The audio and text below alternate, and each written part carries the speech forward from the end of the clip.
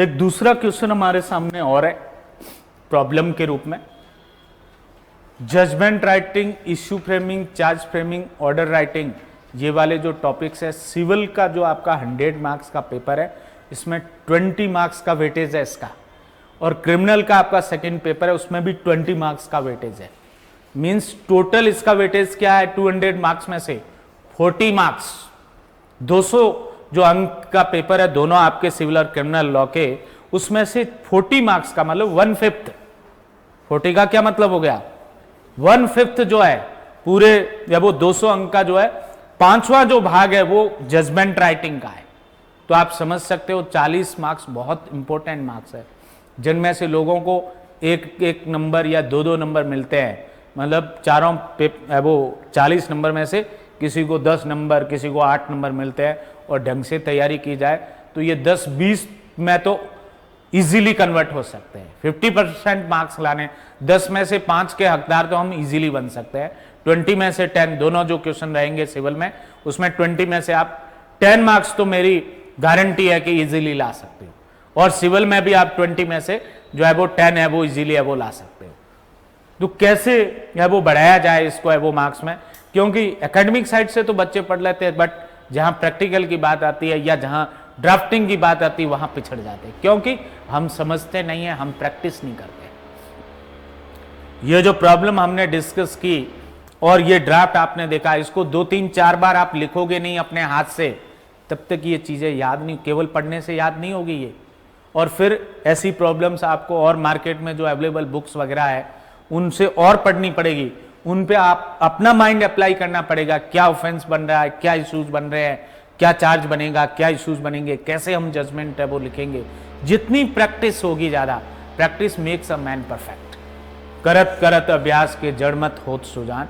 तो बार बार अभ्यास जो है वो आपको मैच्योरिटी की तरफ, या वो आपको जो है वो पूर्णता की तरफ है वो लेके जाएगा। क्या था क्वेश्चन, ये भी मोस्ट प्रोबेबली 2024 का जो आरजीएस मेंस था उसका क्वेश्चन है। Suresh files a suit for specific performance of contract and permanent injection. Two reliefs are claimed by the Suresh in civil suit. One is the specific performance of contract and another is perpetual injection, permanent injection against the Ashwani. And when the such suit have been filed, 12th December 2010.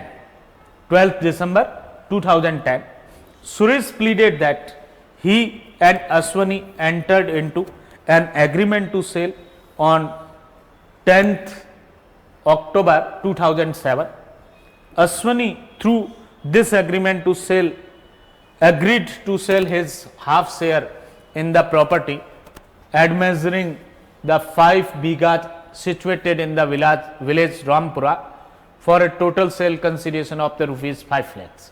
Suresh pleaded that he paid the rupees 1 lakh to Ashwani at the time of the agreement to sell, and the balance sale consideration is to be paid at the time of the registration of the sale deed. The sale deed will be registered on 13th December 2007. On 13th December 2007, Suresh reached the office of the sub-registrar to get the sale deed registered in his favor. He contended that on that day, he, having the balance said consideration and sufficient amount for the expenses to get the sale deed registered, he waited sufficiently, but Ashwani did not come, and he called upon the Ashwani, but he did not pick up his call. Therefore, he sent a legal notice to Ashwani on 15th December 2007 to resign the balance sale consideration from him and to get the sale deed registered in his name, but Ashwani did not get the sale deed registered in his favor. Hence, this suit has been instituted by the Suresh against the Ashwani. These are the facts of the plaint of the Suresh, who is the plaintiff of this suit. Ashwani denied each and every averment of the Suresh in his written statement. He denied that he had entered into agreement to sell in favor of the Suresh. His signature were taken by the Suresh on some blank papers, as Suresh was previously his friend. He further contended that the said property is joint property which cannot be sold off without partition. He did not enter into any agreement to sell with the Suresh. No question arises for him to be present at the office of the sub-registrar on 13th December 2007. He did not receive any notice, nor Suresh call him for the registration of the sale deed. He also contended that if Suresh had ready and willing to perform his part of the contract, he must file the suit immediately and not waited for almost 3 years. These are the contention or the statement of the WS of the Aswani. Frame the issues upon the above facts. Means Suresh जो है वो एक civil suit institute करता है for specific performance of contract and perpetual injection. किसके basis पे? एक agreement के बेसिस पे. उसका कहना यह है कि उसका एक एग्रीमेंट हुआ था अश्वनी के साथ सो एंड सो डेट को, जो कुछ भी डेट थी ये 10 अक्टूबर 2007, और उसमें एक 5 बीघा जो है एग्रीकल्चर लैंड उसको सेल करने का एग्रीमेंट था और उसका टोटल कंसीडरेशन 5 लाख था. उसमें से 1 लाख रुपीज़ जो है अर्नेस्ट मनी या टोकन मनी के रूप में उसने पे कर दी और रिमेनिंग 4 लाख थे वो रजिस्ट्रेशन ऑफ सेल डीड पे उसके द्वारा दिए जाने थे. तारीख जो उनके बीच में तय हुई थी रजिस्ट्रेशन के लिए वो थी 13 दिसंबर 2007. इस डेट पे जो है वो सब रजिस्ट्रार के ऑफिस में गया कंसर्न प्लेंटिफ. काफ़ी टाइम तक वेट किया. 4 लाख रुपए जो बैलेंस थे वो लेके गया. रजिस्ट्रेशन के जो चार्जेस थे स्टैम्प ड्यूटी और रजिस्ट्रेशन के वो अमाउंट अलग से उसके पास सफिशिएंट अमाउंट था. कॉल भी मिलाया, वेट भी किया. उसके बाद कॉल मिलाया उसको अश्वनी को. उसने कॉल पिक नहीं किया, कोई जवाब नहीं दिया. उसके बाद एक उसने लीगल नोटिस दिया. किस बात के लिए? कि उसके फेवर में रजिस्टर्ड सेल डीड एग्जीक्यूट करवाए और अपना बैलेंस जो अमाउंट है 4 लाख रुपए वो उससे प्राप्त करे. और यदि वो 15 डेज में या 21 मंथ में ऐसा नहीं करता है तो उसके खिलाफ लीगल एक्शन लिया जाएगा. इस इंटेंशन का एक नोटिस जो है वो प्लेंटिफ ने डिफेंडेंट को दिया. उसकी कोई रिप्लाई नहीं दी उसने. वो नोटिस का पीरियड एक्सपायर होने पर उसने ये सूट है वो इंस्टीट्यूट किया. ये फैक्ट्स थे प्लेंट के. WS में जो है रिटर्न स्टेटमेंट में अश्वनी ने जो है each and every averments of plaint है उनको डिनाई किया कि प्रत्येक बात जो प्लांट में दे रखी ये क्या है, ये गलत है, अस्वीकार है, इनकार किया उससे. उसने कहा कि मैंने किसी प्रकार का कोई एग्रीमेंट इस प्लेंटिफ के फेवर में जो है एग्जीक्यूट नहीं किया. उसका कहना यह भी था कि ये जॉइंट प्रॉपर्टी में मेरा हिस्सा है, ये विदाउट पार्टीशन सेल ही नहीं हो सकता. पहले इसका पार्टीशन होगा, विभाजन होगा, बंटवारा होगा, उसके बाद इसका विक्रय हो सकता है, इसलिए ये सेलेबल प्रॉपर्टी नहीं है.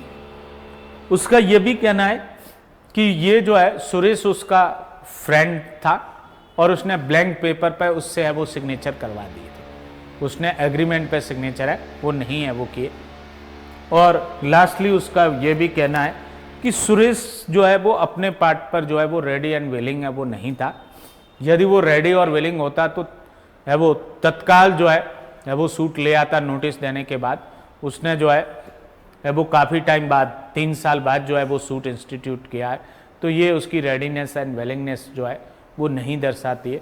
ऐसा कहते हुए उसकी प्रेयर ये है कि प्लेंटिफ का सूट जो है वो डिसमिस किया जाए. और इसके बेसिस पे आपको क्या करना है? इश्यू फ्रेम करने, विवादकों की विरचना है वो करना है. ये कहानी जो हमने डिस्कस की है हिंदी में टोटली. सुरेश जो है सुरेश संविदा की विनिर्देश पालन और स्थायी व्यादेश के लिए एक वाद जो है दिनांक 12 दिसंबर 2010 को जो है अश्वनी के विरुद्ध दायर करता है. सुरेश ये तर्क करता है या अभिवचन लेता है उस वाद पत्र में कि उसने और अश्विनी ने दिनांक 10 अक्टूबर 2007 को विक्रय के लिए एक करार किया था और इस विक्रय करार के जरिए अश्विनी का गांव रामपुरा में अपने आधे हिस्से की 5 बीघा भूमि कुल 5 लाख रुपए के विक्रय प्रतिफल पर विक्रय करने के लिए वो राजी हुआ. सुरेश ने अभिवचन किया कि उसने विक्रय करार के समय अश्वनी को 1 लाख रुपए जो है वो अदा किए थे। बकाया विक्रय प्रतिफल विक्रय पत्र के पंजीकरण के समय अदा किया जाना था। विक्रय पत्र दिनांक 13/12/2007 को पंजीकृत कराया जाएगा।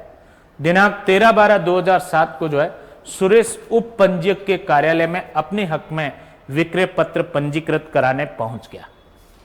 उसका तर्क यह है कि उस दिन उसके पास बकाया विक्रय प्रतिफल की राशि और विक्रय पत्र पंजीकृत कराने के खर्चे के लिए पर्याप्त राशि जो है वो थी, मतलब वो रेडी एंड विलिंग था। उसका कहना यह है अपने पार्ट को परफॉर्म करने के लिए उसने पर्याप्त इंतजार किया, परंतु अश्वनी नहीं आया उस उप रजिस्ट्रार के कार्यालय में। उसने अश्वनी को फोन किया, परंतु अश्वनी ने फोन भी नहीं उठाया। इसलिए उसने जो है दिनांक 15/12/2007 को अश्वनी को एक विधिक नोटिस शेष प्रतिफल की राशि जो है वो प्राप्त करने के लिए और विक्रय पत्र अपने हक में पंजीकृत कराने का दिया, परंतु अश्वनी ने उसके हक में विक्रय पत्र ये नोटिस देने के बावजूद भी पंजीकृत नहीं करवाया, जिस कारण जो है ये वाद है वो प्रस्तुत करना पड़ा उसको। अश्वनी जो प्रतिवादी है इस केस का, वो अपना लिखित कथन है वो पेश करता है और लिखित कथन में क्या क्या कंटेंशन लेके आता है। अश्वनी ने सुरेश के प्रत्येक कथन को अस्वीकार किया और उसने सुरेश के हक में विक्रय के करार करने से इनकार किया। हर स्टेटमेंट जो प्लेंट में दे रखा है वो गलत है, उसका कहना ये, और उसने सुरेश के पक्ष में कोई करार निष्पादित नहीं किया, कोई एग्रीमेंट सुरेश के साथ उसका नहीं हुआ, ये भी उसका कहना। मीन्स एग्रीमेंट के एग्जिस्टेंस को भी उसने क्या किया है, डिनाई किया है। उसके हस्ताक्षर सुरेश ने खाली कागज पर करा लिए थे, क्योंकि पूर्व में सुरेश उसका क्या था, मित्र था। उसने आगे तर्क किया कि उक्त संपत्ति एक शुभ संपत्ति है जो विभाजन के बिना बेचान नहीं की जा सकती। उसने सुरेश के साथ कोई विक्रय का करार नहीं किया था। उप पंजीयक के कार्यालय दिनांक 13/12/2007 को उसके उपस्थित होने का कोई प्रश्न ही नहीं होता और उसे कोई नोटिस भी प्राप्त नहीं हुआ। उसका कहना यह कि कोई नोटिस प्राप्त नहीं हुआ। सब रजिस्ट्रार ऑफिस में जाऊं भी किस लिए, न उधो का लेना न माधो का देना। मैंने जब कोई एग्रीमेंट ही है वो नहीं किया तो मैं क्यों जाऊं सब रजिस्ट्रार के ऑफिस में। उसने यह भी तर्क दिया कि सुरेश संविदा के अपने भाग की पालना करने को तैयार और तत्पर था, तो उसे तुरंत ही वाद संस्थित करना चाहिए। जब इतना ही वो रेडी और विलिंगनेस था तो उसे इमीडिएटली नोटिस उसने 2007 में दिया था और सूट वो 2010 में लेके आ रहा है, तो तुरंत बाद नोटिस का पीरियड निकलते ही उसके द्वारा वाद संस्थित हो जाना चाहिए था।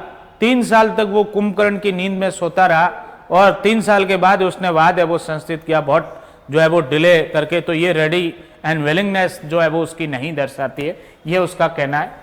और करीब 3 वर्षों तक है वो इंतजार उसको है वो नहीं करना चाहिए था।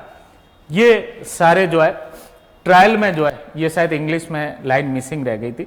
विचारण के दौरान सुरेश ने स्वयं को और करार का एक जो अनुप्रमाणक साक्षी जो था, अटेस्टेड विटनेस, उसको है वो पेश किया विटनेस के रूप में, और अश्वनी ने स्वयं को जो है वो न्यायालय के समक्ष जो है डिफेंस एविडेंस में या प्रतिवादी के साक्ष्य में परीक्षित करवाए।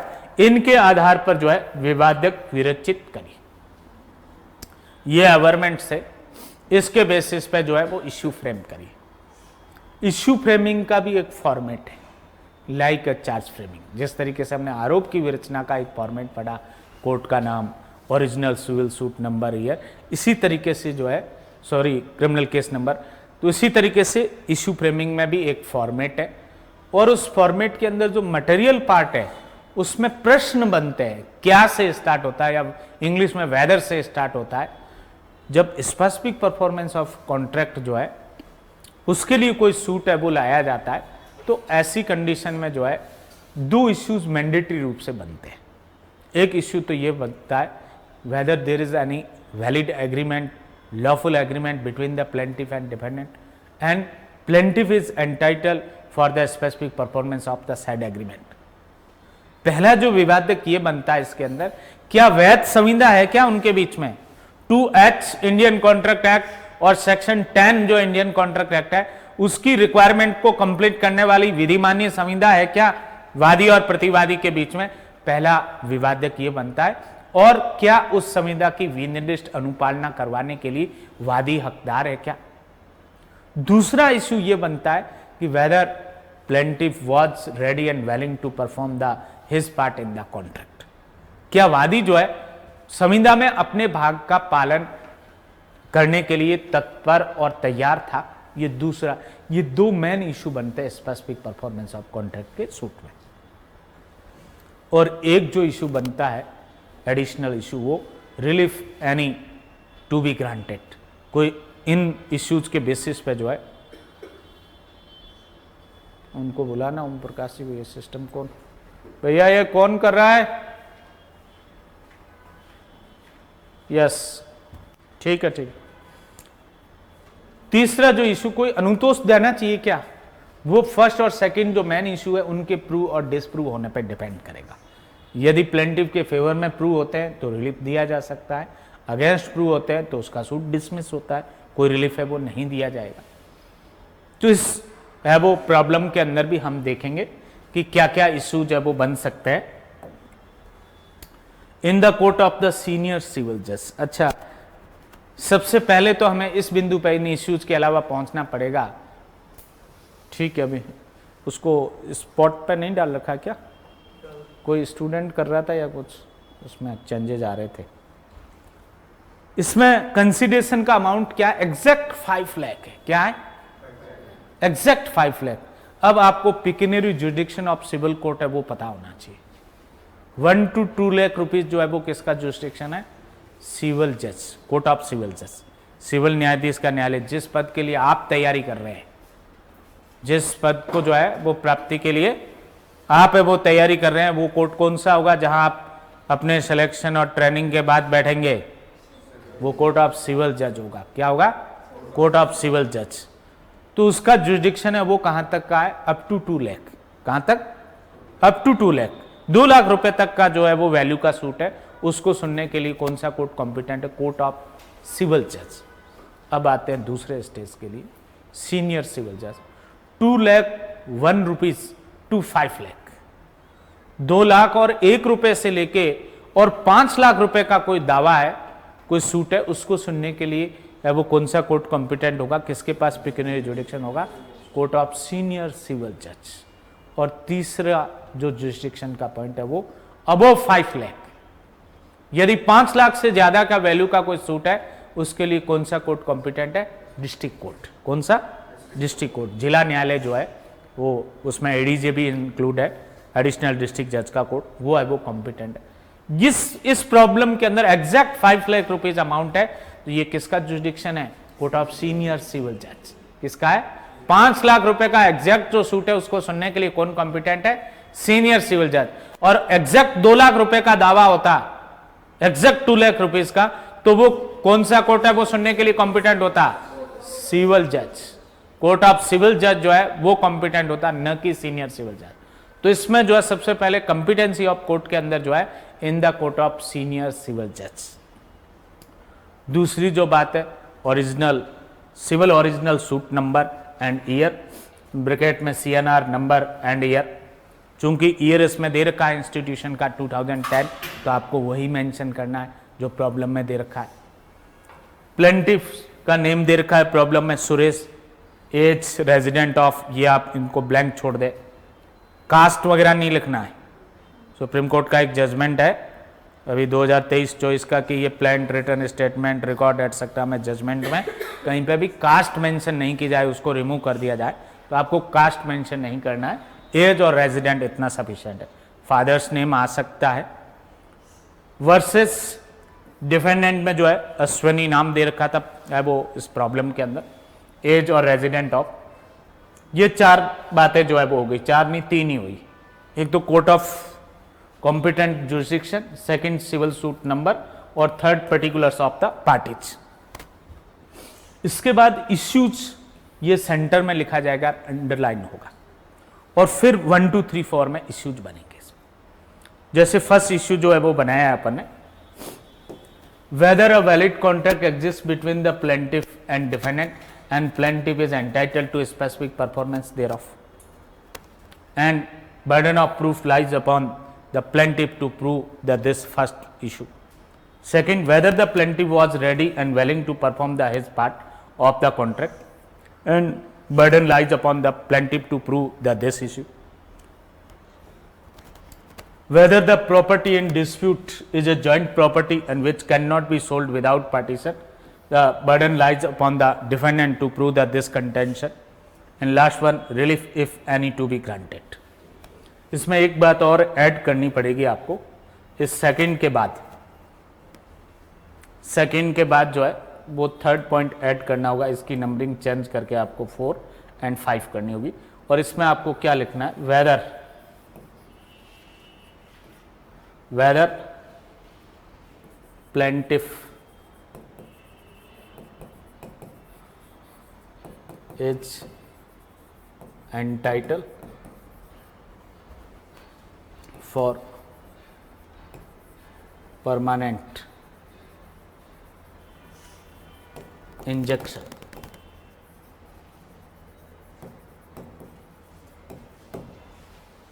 और इसका बर्डन ऑफ प्रूफ है वो किस पे लाई करेगा, प्लेंटिफ, क्योंकि इसमें इंजेक्शन का रिलीफ भी क्लेम किया गया था। थोड़ा मिसिंग रह गया, ये मुझे बाद में ध्यान में आया, अभी दोबारा पढ़ा ध्यान से तब। तो इस पर भी जो है वो इशू बनेगा, whether plaintiff is entitle for perpetual injunction to restrain the defendant from to do something. Then fourth जो इशू है, whether the disputed property or the property in dispute is a joint property and which cannot be sold without partition, the burden of proof lies on the defendant. And last one is relief if any to be granted. After then this side the signature of the parties, or it is the rule of practice, differ from the place to place. कहीं signature इस पे करवाते भी और कहीं नहीं भी करवाते, पार्टीज के भी होते हैं और पार्टीज के एडवोकेट, यदि पार्टी प्रेजेंट नहीं है तो एडवोकेट रिप्रेजेंट करते हैं, उनके सिग्नेचर होते हैं। कुछ जगह पे करवाए जाते हैं इस फॉर्मेट पे, कुछ जगह ऑर्डर शीट पे करवाए वो जाते हैं, जहां वो कॉलम होता है ऑर्डर शीट का लास्ट कॉलम, उस पर वो इस पर नहीं करवाए जाते हैं। तो आप सिग्नेचर ऑफ पार्टीज और एडवोकेट देयर टू ऐसा मेंशन कर भी सकते हो और छोड़ भी सकते हो, बट ये जो है वो नोटिंग जरूर आएगी, issues have been explained to the parties and no other issues have been suggested, and then signature of presiding officer and seal of the court with date. It is the format of the issue framing. तो ये issue framing का format है, सबसे पहले name of competent court, then civil original suit number and year, then particulars of the parties, then issues, and in first, second, third, fourth, and start from the whether and end by the question mark, and after then burden of lies upon the which parties on plaintiff defendant should be mentioned in the after question mark, and issues have been explained to the parties and no additional other issues have been suggested by the parties, and after then signature of the presiding officer and seal of the court with date. Hindi में देखेंगे हम इसी problem का जो विवादकों की विरचना, ये विवादकों की विरचना का एक फॉर्मेट है, जिस तरीके से आरोप की विरचना का हमने फॉर्मेट पढ़ा उसी तरीके से सबसे पहले सक्षम न्यायालय का नाम आएगा, और नाम क्या रहेगा इस प्रॉब्लम में, न्यायालय वरिष्ठ सिविल न्यायाधीश। क्यों सिविल न्यायाधीश क्यों नहीं आया, जिला न्यायाधीश क्यों नहीं आया, ये हमने कैसे तय किया, उस 5 लाख के प्रतिफल के बेसिस पे। स्पेसिफिक परफॉर्मेंस ऑफ कॉन्ट्रैक्ट का सूट है तो उसमें कंसिडरेशन का जो अमाउंट है, प्रतिफल की राशि कितनी है, उस पर जो है वो कोर्ट का पिक्यूनरी जुडिक्शन है वो तय होता है।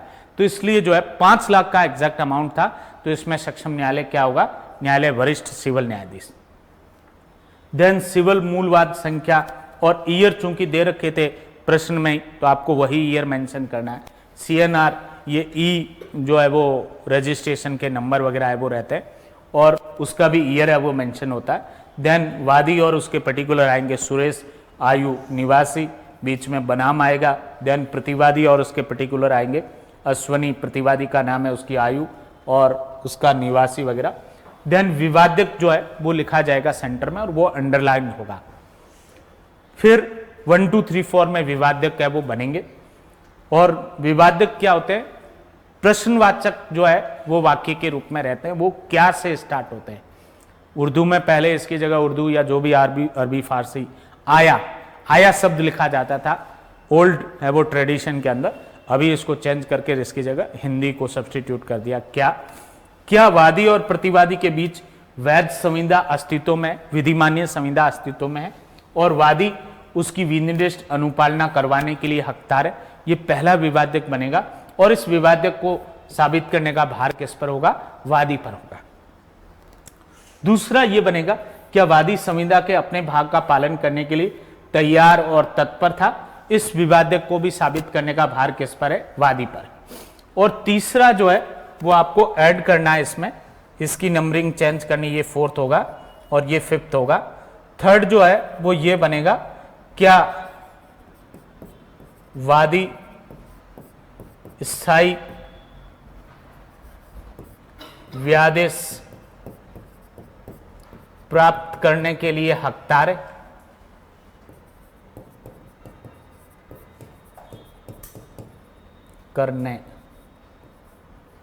प्राप्त करने के लिए हकदार है।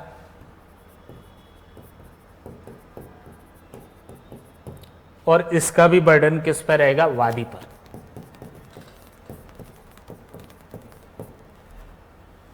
क्या वादी जो है स्थायी व्यादेश अपने पक्ष में जारी करवाने के लिए जो है वो हकदार है?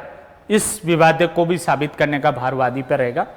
एक ये कंटेंशन जो प्रतिवादी ने बहुत सारी बातें उठाई, बट वो मटेरियल नहीं है। क्या नहीं है? वो सारवान नहीं है, तो सब विवादक क्या वो नहीं बनेंगे। एक बात मेरी नजर में ऐसी थी जिस पे विवादक बन सकता है, क्या विवादग्रस्त संपत्ति एक शुद्ध संपत्ति है जो विभाजन के बिना विक्रय नहीं की जा सकती? ये जो है वो विवादक है, इसको साबित करने का भार प्रतिवादी पर होगा। और लास्ट जो है अन्य कोई अनुतोष जो प्रदत्त किया जाए, ये एक फॉर्मल है, वो इशू है, वो बनेगा। और इसके बाद जो है वो इस तरफ लेफ्ट साइड में पक्षकारों के हस्ताक्षर या अधिवक्ता गण के हस्ताक्षर रहेंगे। इधर ये एक नोट आएगा, विवादकों की पक्षकारों पर व्याख्या की गई और पक्षकारों द्वारा कोई अतिरिक्त विवादक नहीं सुझाया गया, ये कोर्ट के पार्ट पे रहेगी। और इसके बाद पीठासीन अधिकारी के दिनांक सहित हस्ताक्षर और न्यायालय की मुद्रा आएगी। तो इस तरीके से जो है इश्यू फ्रेमिंग का जो विवादकों की विरचना का जो है एक फिक्स फॉर्मेट है। कोर्ट का नाम, सिविल मूल, वाद संख्या, वादी और प्रतिवादी की विशिष्टियां, विवादक 1 2 3 4 में जितने भी है वो बन रहे हैं विवादक। बाद में लास्ट में राइट साइड में ये इस तरीके का एक नोट और फिर पीठासीन अधिकारी के हस्ताक्षर और न्यायालय की मुद्रा। ये पक्षकारों के हस्ताक्षर ये स्थान से स्थान डिफर करती है। कुछ जगह ऐसी है जहां हस्ताक्षर किए जाते हैं, कुछ जगह ऐसी राजस्थान में आपको मिलेगी जहां हस्ताक्षर इस पर न करके ऑर्डर शीट का जो लास्ट कॉलम है उसमें हो जाएगा कि विवादकों की जो है वो व्याख्या की गई और उस पर सिग्नेचर है वो करवा दिए जाएंगे। तो इस तरीके से जो है वो विवादक की विरचना का फॉर्मेट रहेगा। राजस्थान के अंदर ऑलमोस्ट आप सभी संभाग और जिला में देखेंगे तो इस तरीके का ये कॉमन फॉर्मेट है। और इस फॉर्मेट में यदि आपने विवादक लिखे तो आपको आउटस्टैंडिंग मार्क्स जो है मिल सकते हैं। आज के लिए मैं समझता हूं आप लोगों के लिए इतना ही है, वो काफ़ी है। अगली क्लास आप लोगों